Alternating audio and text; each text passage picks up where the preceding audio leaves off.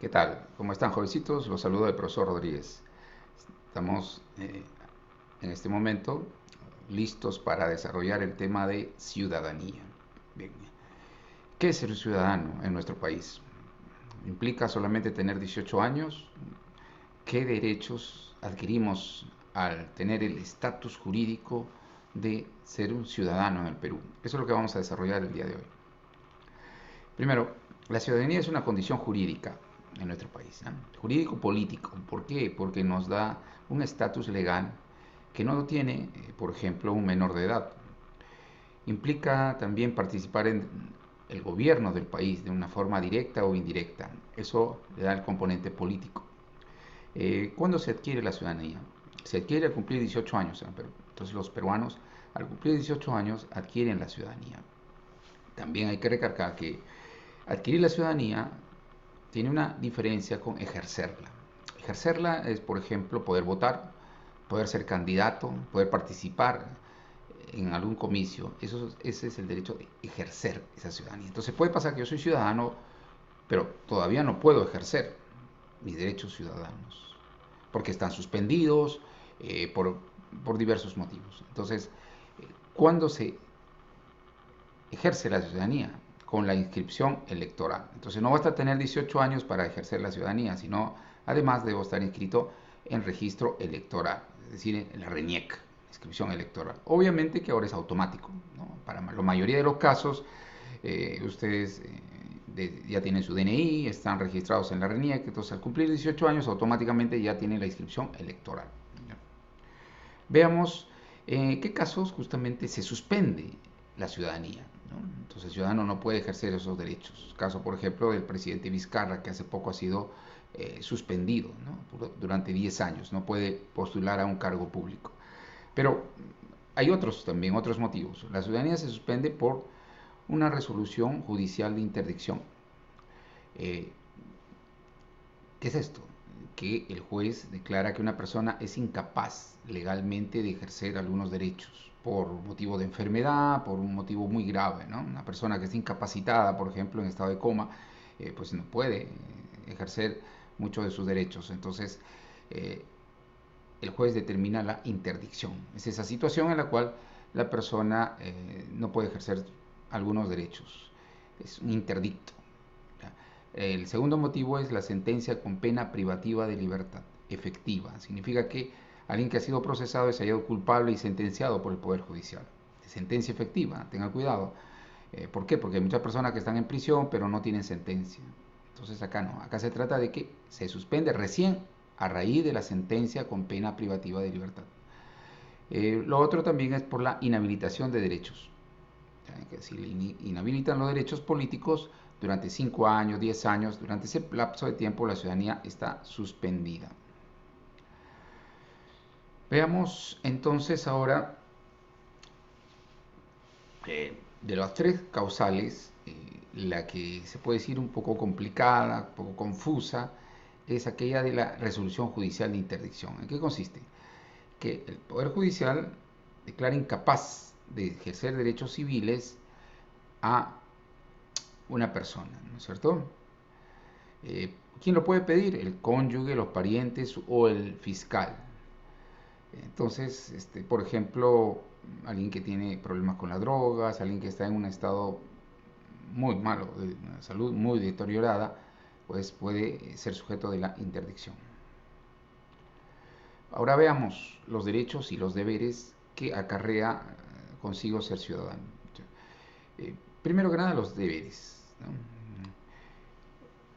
Primero, el ciudadano tiene el deber de defender la constitución, las leyes del país, contribuir a que se cumplan las leyes, ¿no? Contribuir a la tranquilidad del país, participar en las elecciones, en los comicios, pagar sus tributos, honrar al país, proteger los intereses nacionales, o sea, mejor dicho, contribuir al desarrollo del país.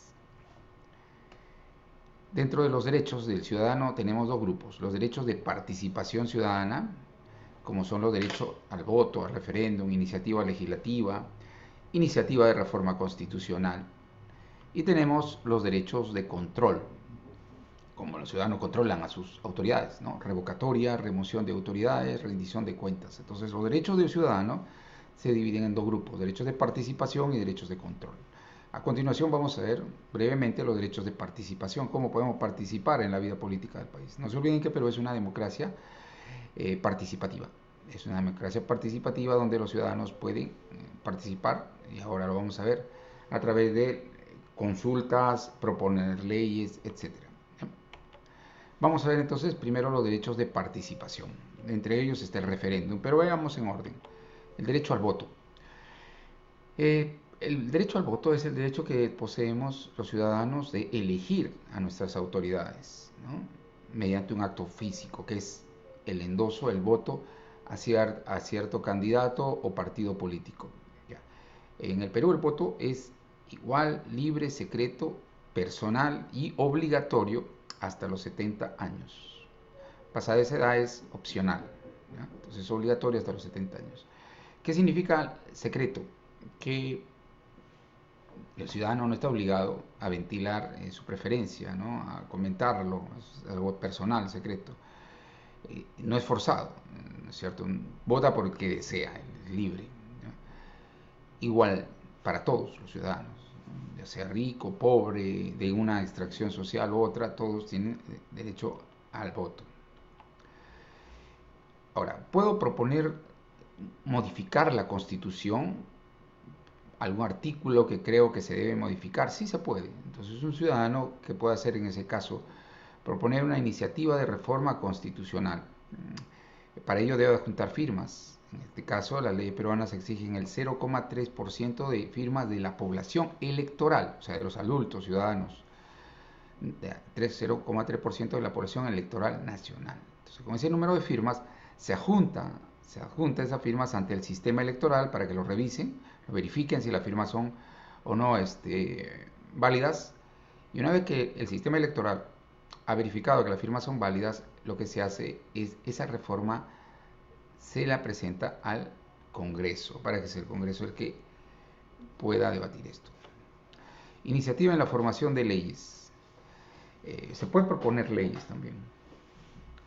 ¿Qué significa eso? Que los ciudadanos pueden proponer, eso se llama iniciativa legislativa, normas con rango de ley, para dar una nueva ley o modificar o derogar una ley que ya esté existente. El número de firmas que debe adjuntar un ciudadano que propone una iniciativa legislativa es de lo mismo, 0,3% de la población electoral del país. Por ejemplo, alguien que quiere modificar un artículo o una parte de la ley universitaria, pues puede proponerlo con firmas adjuntas. El referéndum, veamos, ¿qué es el referéndum? El referéndum es una consulta popular.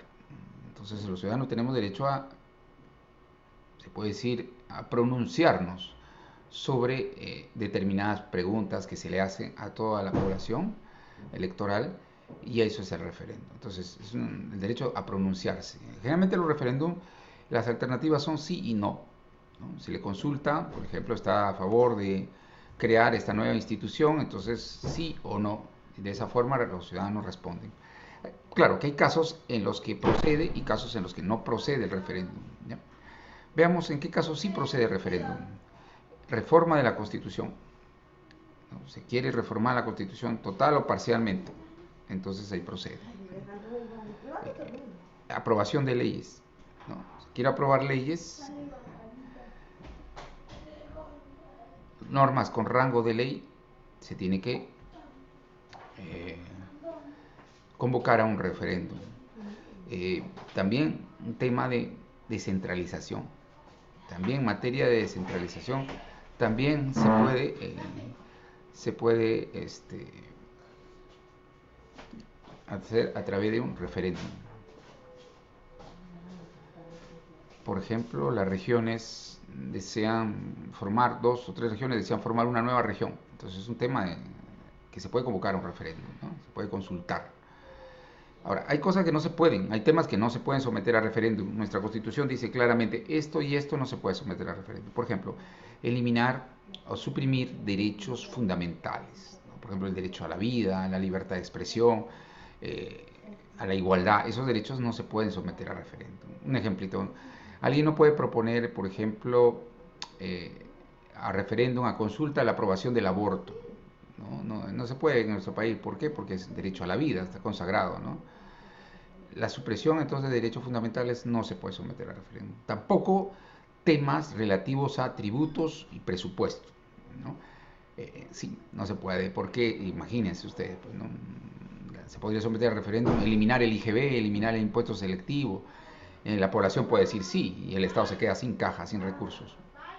Entonces, tampoco los tratados que están vigentes, ¿no? Un tratado que el país ha firmado y ya está vigente no se puede someter a referéndum. Es una forma de establecer candados para que la población también tenga límites, ¿no? Límites y no exagere en cuanto a sus demandas. Veamos derechos de control. A ver. Entre los derechos de control tenemos aquellos derechos que se puede decir de cierta manera,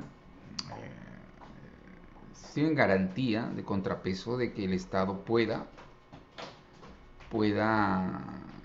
tener fiscalización de la ciudadanía, una fiscalización. Y en algunos casos, inclusive, como la revocatoria de autoridades, se puede destituir a la autoridad. A ver, veamos, la revocatoria de autoridades es un derecho que tienen los ciudadanos de destituir a las siguientes autoridades de sus cargos. Lo pueden sacar de sus cargos. Claro, hay un procedimiento, ¿no? No basta tener las firmas, que a propósito son el 25% del electorado, ¿no? De un distrito, de una provincia. El 25% de firmas, además de ello, se tiene que consultar, ¿no? Hay una consulta para que a través de esa consulta se confirme si se destituye o no a la autoridad. A ver, ¿qué autoridades son las que pueden ser revocadas al referéndum? Son un grupo de autoridades que tienen algo en común. Han sido elegidos por los ciudadanos, o sea, alcaldes, regidores, gobernadores regionales, consejeros regionales y jueces de paz. Como se pueden dar cuenta, solo estas autoridades pueden ser revocadas, nada más que ellos. Algunos dirán, ¿y el congresista puede ser revocado? No, solamente los que están en esa condición. Ahora bien, ¿qué pasa con las autoridades que no han sido elegidas por el pueblo, sino han sido designadas por el gobierno central? En este caso, si una autoridad es designada por el gobierno central o regional, entonces lo que procede es la remoción de autoridades. Para eso se requiere que en la jurisdicción, en el distrito electoral, se obtenga 50% de firmas del electorado. Con 50% se puede remover a esa autoridad. Demanda de rendición de cuentas. Bueno, eso es un mecanismo para que los ciudadanos puedan, se puede decir, interrogar a las autoridades sobre el uso de recursos, ¿no? La autoridad tiene que dar respuesta sí o sí, pero siempre sobre presupuesto y uso de recursos.